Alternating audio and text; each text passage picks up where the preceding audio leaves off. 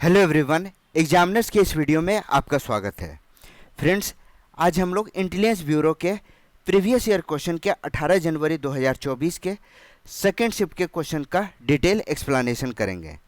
तो please video start करने से पहले एक बार वीडियो को लाइक, शेयर एंड सब्सक्राइब जरूर करें।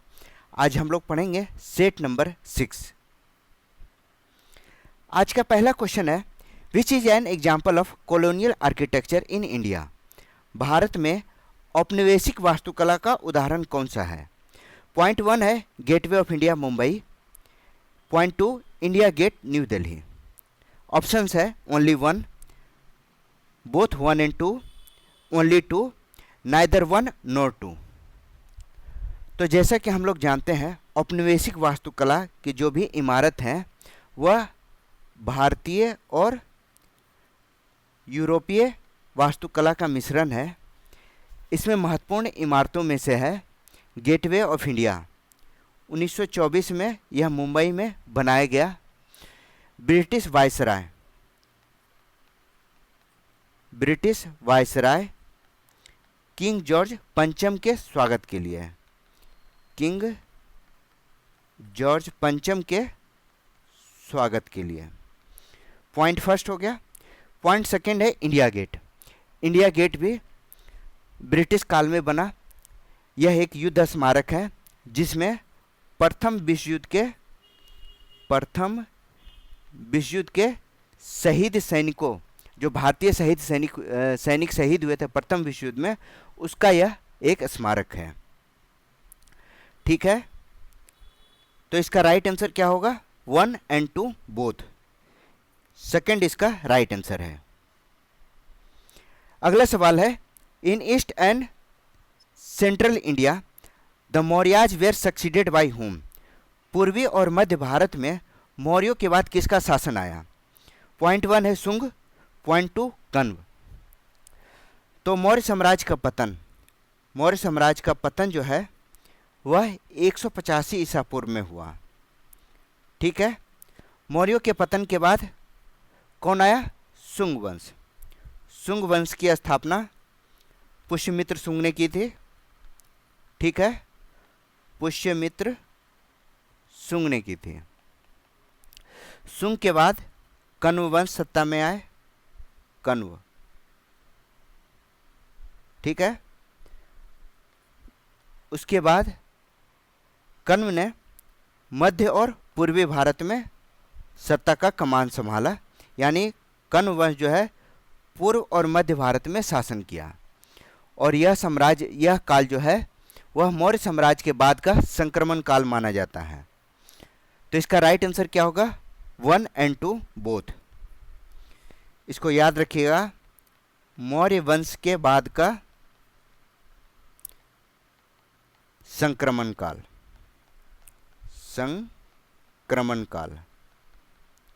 ठीक है, next question, in whom is the executive power of the state vested as per the Indian Constitution। भारतीय संविधान के अनुसार राज्य की कार्यपालिका शक्ति किसमें निहित है? राज्य की कार्यपालिका शक्ति, हमारे संविधान के अनुसार राज्य की कार्यपालिका शक्ति का प्रधान राज्यपाल होता है। ठीक है, मुख्यमंत्री और मंत्रिपरिषद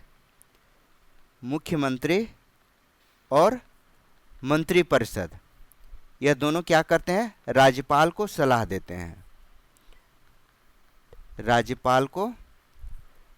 देते हैं। संवैधानिक शक्तियां राज्यपाल के पास ही होती है। राज्यपाल केंद्र का प्रतिनिधि होता है और इनकी नियुक्ति जो है वह राष्ट्रपति के द्वारा होती है। क्लियर है? तो सेकंड गवर्नर इसका राइट आंसर होगा। अगला सवाल, which statement is correct about the industrial policy resolution 1956। 1956 के औद्योगिक नीति संकल्प के बारे में निम्नलिखित में से कौन सा कथन सही है? पहला पॉइंट है, this resolution form the basis of the second 5-year plan, the plan which tried to build the basis for a socialist pattern of society. यह संकल्प द्वितीय पंचवर्षीय योजना का आधार बना जिसने समाजवादी समाज की नींव रखने का प्रयास किया।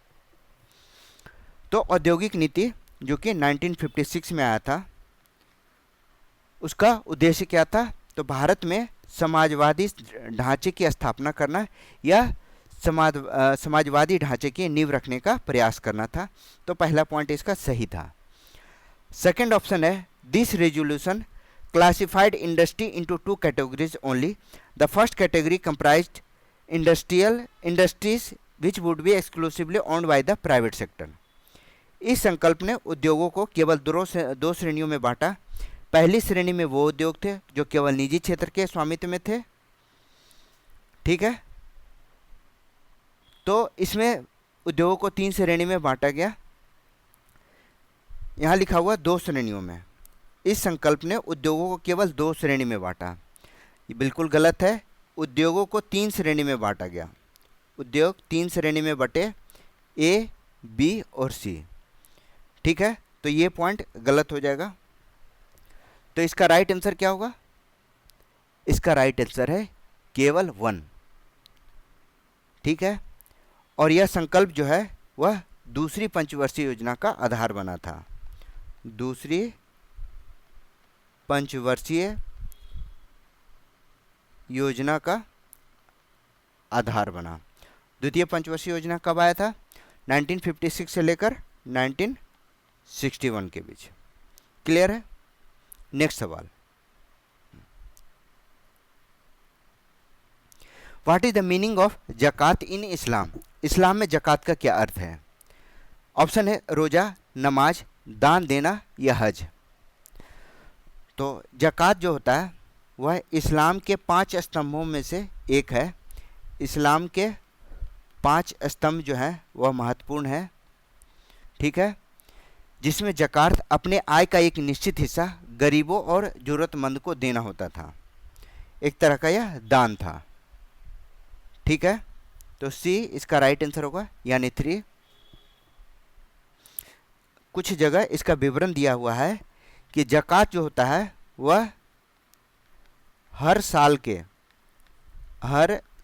के आय का लगभग 2.5%, आय का 2.5% देना अनिवार्य था। तो सी इसका राइट आंसर है। Typically dash are papers bearing the promise of a future stream of monetary returns over a certain period of time.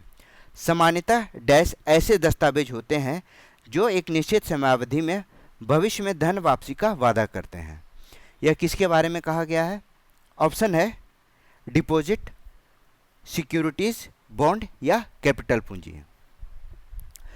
तो यह बॉन्ड की परिभाषा है। बॉन्ड एक वित्तीय साधन होता है जो कि एक निश्चित अवधि में ब्याज सहित पैसा लौटाने का वादा करते हैं, ठीक है। बॉन्ड के जरिए सरकार और कंपनी या वित्तीय संस्थाएं, सरकार, कंपनी या वित्तीय संस्थाएं पूंजी जुटाने के लिए इसका प्रयोग करते हैं। पूंजी जुटाने के लिए इसका प्रयोग करते हैं। तो इसका राइट आंसर होगा सी।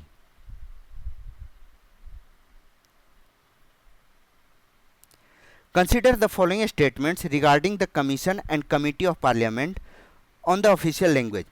संसदीय आयोग और आधिकारिक भाषा समिति के संबंध में निम्नलिखित कथनों पर विचार करें।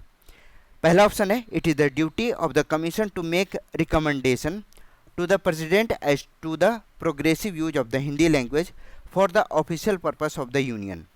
आयोग का कर्तव्य है कि वह राष्ट्रपति को संघ के आधिकारिक कार्यों के लिए हिंदी के प्रगतिशील उपयोग के बारे में सिफारिशें दें, ठीक है। सेकंड है, this committee shell consist of 20 members of 10 members. एक ही बार एक्सप्लेन करेंगे तो आपको ज़्यादा समझ में आएगा। यह समिति 20 सदस्यों से बनी थी जिसमें 10 सदस्य होंगे। थर्ड पॉइंट है, out of 30 member of the committee 10 shall be members of the house of the people and 20 shall be member of the council. समिति के 30 सदस्य में से 10 लोकसभा के और 20 राज्यसभा के सदस्य होंगे। अब इसका डिटेल हम पढ़ते हैं। संविधान के अनुच्छेद 344(1) में, अनुच्छेद 344(1) में आधिकारिक भाषा भाषा आयोग का प्रावधान है। भाषा आयोग राष्ट्रपति को हिंदी के प्रगतिशील उपयोग पर सिफारिश देता है। ठीक है, आर्टिकल 344(1) में। Official language committee, second point में ऑफिशियल लैंग्वेज कमेटी के बारे में। तो ऑफिशियल लैंग्वेज कमेटी में कुल 30 मेंबर होते हैं। तो यहाँ 20 मेंबर लिखा हुआ है, सेकेंड पॉइंट तो गलत हो गया। ठीक है, तो 30 मेंबर होते हैं, 20 होते हैं राज्यसभा से और 10 लोकसभा से। तो यहाँ थर्ड पॉइंट सही हो गया। तो फर्स्ट एंड थर्ड सही है, सेकंड गलत है। तो इसका राइट आंसर क्या होगा? इसका राइट आंसर होगा 3। Only 1 and 3 right. ठीक है, अगला सवाल। Generally tribes are found in all parts of India, but which area is not associated with the major tribal population of India? Bharat में सामान्यतः सभी भागों में जनजातियां पाई जाती है, लेकिन निम्नलिखित में से कौन सा क्षेत्र भारत की प्रमुख जनजातीय जनसंख्या से संबंधित नहीं है? ऑप्शन 1 है दिल्ली, सेकंड है झारखंड, थर्ड है लक्षद्वीप और फोर्थ है अंडमान और निकोबार द्वीप समूह।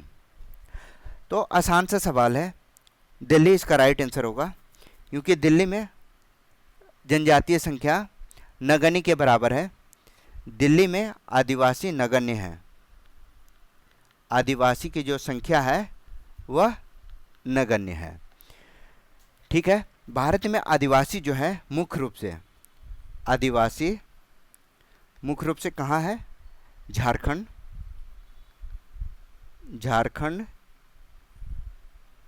छत्तीसगढ़, मध्य प्रदेश, ठीक है, उड़ीसा, अंडमान निकोबार और लक्षद्वीप, ऐसे क्षेत्रों में पाए जाते हैं। तो इसका राइट आंसर हो गया ए, दिल्ली।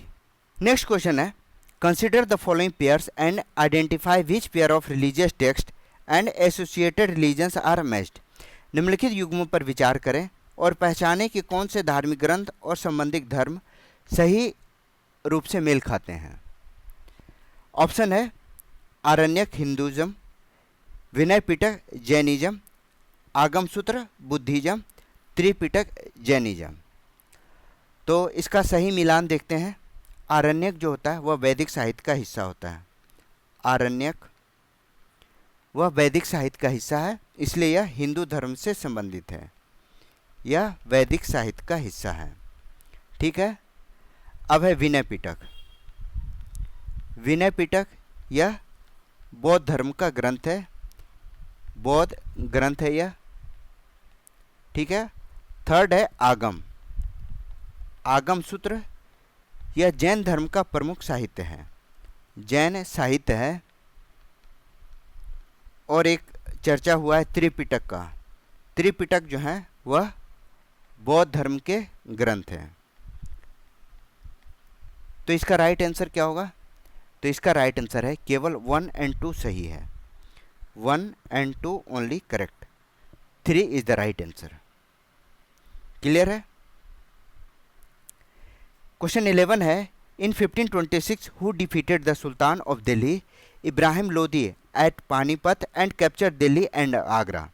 1526 में किसने दिल्ली के सुल्तान इब्राहिम लोदी को पानीपत में हराकर दिल्ली और आगरा पर कब्जा कर लिया? यह किसके बारे में कहा गया है? तो यह विवरण जो है पानीपत के प्रथम युद्ध के बारे में दिया गया है, जो कि 1526 में हुआ था। इसने बाबर ने पानीपत की पहली लड़ाई में इब्राहिम लोदी को पराजित किया और मुगल साम्राज्य की स्थापना की। ठीक है, मुगल साम्राज्य की स्थापना पानीपत के प्रथम युद्ध से ही माना जाता है। ठीक है, पानीपत का प्रथम युद्ध। तो डी इसका राइट आंसर है, यानी 4 इज द राइट आंसर। अगला सवाल है, arrange the following monument in the chronological order of their construction. निम्नलिखित स्मारकों को उनके निर्माण के कालक्रम के अनुसार व्यवस्थित करें। पहला है हुमायूं टॉम, न्यू दिल्ली, हुमायूं का मकबरा नई दिल्ली में है, बिल्कुल सही है। और यह बना गया था 1570 में। तो पहला पॉइंट तो सही है। सेकंड है Tom of Itmaduddaula Agra.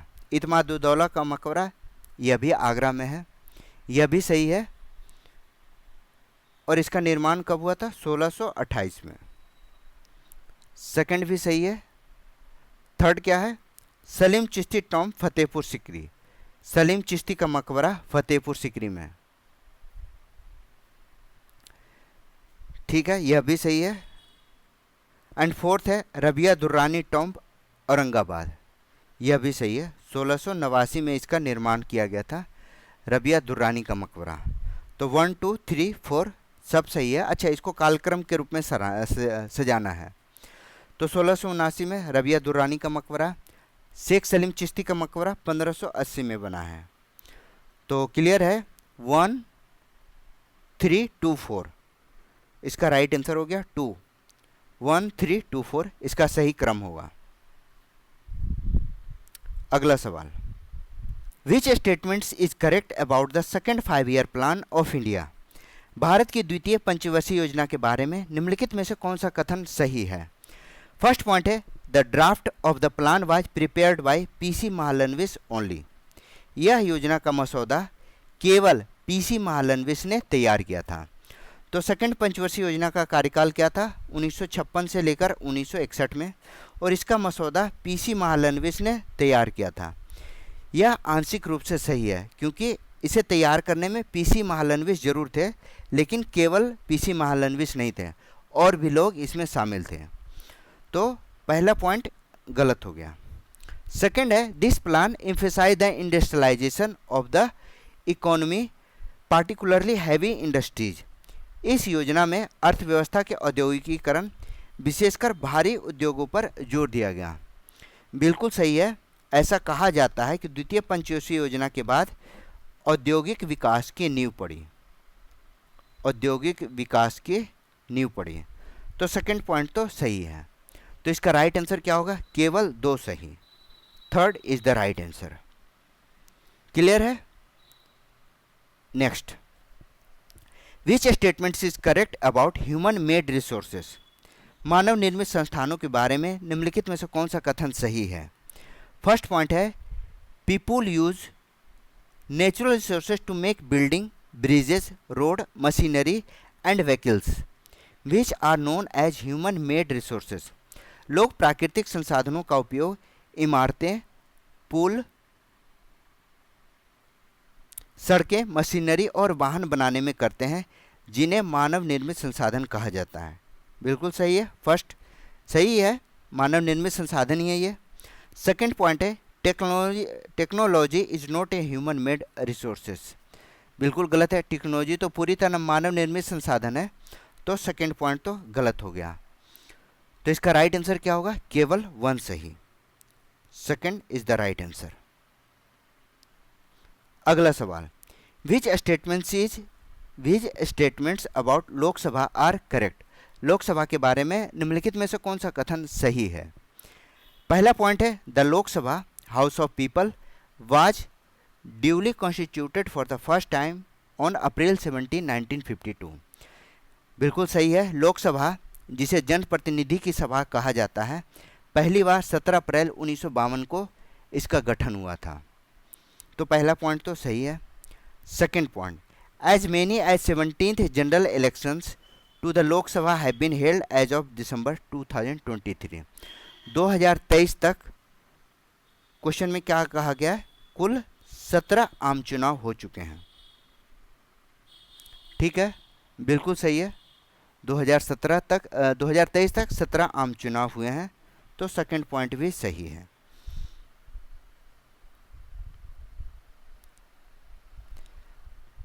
Third point है Sarvepalli Radhakrishnan was the first speaker of Lok Sabha. बिल्कुल गलत है।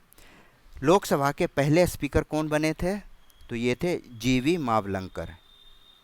जीवी मावलंकर, सर्वपल्ली राधाकृष्णन नहीं थे।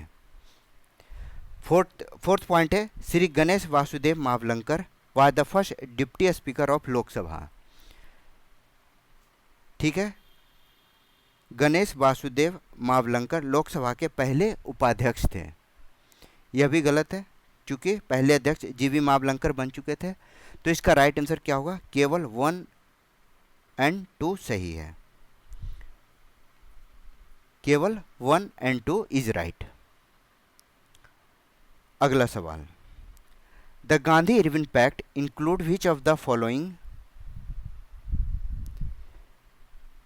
गांधी इरविन समझौते में निम्नलिखित में से क्या शामिल था? पहला पॉइंट है, the fast unto century could be confirmed to discuss the agreement reached in the first. अनशन को इस समझौते में शामिल करने पर विचार किया जा सकता था।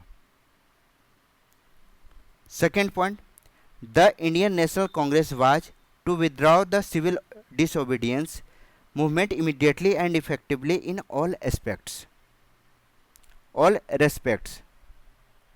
ठीक है, एक ही बार एक्सप्लेन करेंगे। भारतीय राष्ट्रीय कांग्रेस को सविनय अवज्ञा आंदोलन को तुरंत और पूरी तरह से वापस लेना था। थर्ड पॉइंट है, the government would allow the collection and manufacture of salt by person near the sea coast as also return of all lands not relating to salt administration and would the salt act be amended. सरकार समुद्र तट के पास के लोगों को नमक बनाने और संग्रह करने की अनुमति देगी और नमक प्रशासन से संबंधित न होने वाली जमीनें लौटाई जाएंगी तथा नमक अधिनियम में संशोधन किया जाएगा। फोर्थ पॉइंट है, the government agreed to repeal all act of the meeting law related to the salt administration and would be the salt act be amended. सरकार नमक प्रशासन से संबंधित सभी कानूनों को निरस्त करने और नमक अधिनियम में संशोधन करने पर सहमत हुई। थोड़ा लंबा क्वेश्चन है, इसको जरूर ध्यान रखिएगा। तो गांधी इरविन जो समझौता हुआ था वह 1931 को हुआ था, जिसके तहत गांधी जी और लॉर्ड इरविन इन दोनों के बीच सविनय अवज्ञा आंदोलन को समाप्त करने के लिए गोलमेज सम्मेलन में भाग लेने के लिए सहमति बनी। ध्यान से सुनिएगा, गोलमेज सम्मेलन में भाग लेने पर सहमति बनी। कांग्रेस ने सविनय अवज्ञा आंदोलन को वापस ले लिया और अंग्रेज सरकार ने जितने भी राजनीतिक कैदी थे उनको रिहा करने और समुद्र तट के पास नमक बनाने की अनुमति दे दी। क्लियर है? तीसरा महत्वपूर्ण बिंदु है, नमक कानून को पूरी तरह समाप्त करने का वादा नहीं किया गया था, लेकिन चौथे नंबर पॉइंट में क्या कहा गया कि नमक प्रशासन के संबंधित सभी कानूनों को निरस्त करने का प्रावधान किया गया था। ये गलत है। तो इसका राइट आंसर होगा 1, 2 और 3। एक इसका राइट आंसर है। इसको अच्छे से पढ़िएगा, आपको समझ में आ जाएगा। ठीक है, अगला सवाल, who is the formal head of the state of India? भारतीय राज्य का औपचारिक प्रमुख कौन होता है? Who is the formal head of the state of India? Option है प्रेसिडेंट, वित्त मंत्री, प्रधानमंत्री या गृह मंत्री। तो आपको पता है जो औपचारिक प्रधान होते हैं वो राष्ट्रपति होते हैं। राष्ट्रपति राज्य के संवैधानिक मुखिया होते हैं। संवैधानिक मुखिया होते हैं। वास्तविक कार्यकारी शक्तियां जो होती है वह प्रधानमंत्री के पास होती है। वास्तविक कार्यकारी शक्तियां प्रधानमंत्री के पास होती हैं, लेकिन औपचारिक रूप से यह राष्ट्रपति प्रमुख होते हैं। राष्ट्रपति की नियुक्ति निर्वाचक मंडल के द्वारा की जाती है। क्लियर है? तो एक इसका राइट आंसर होगा।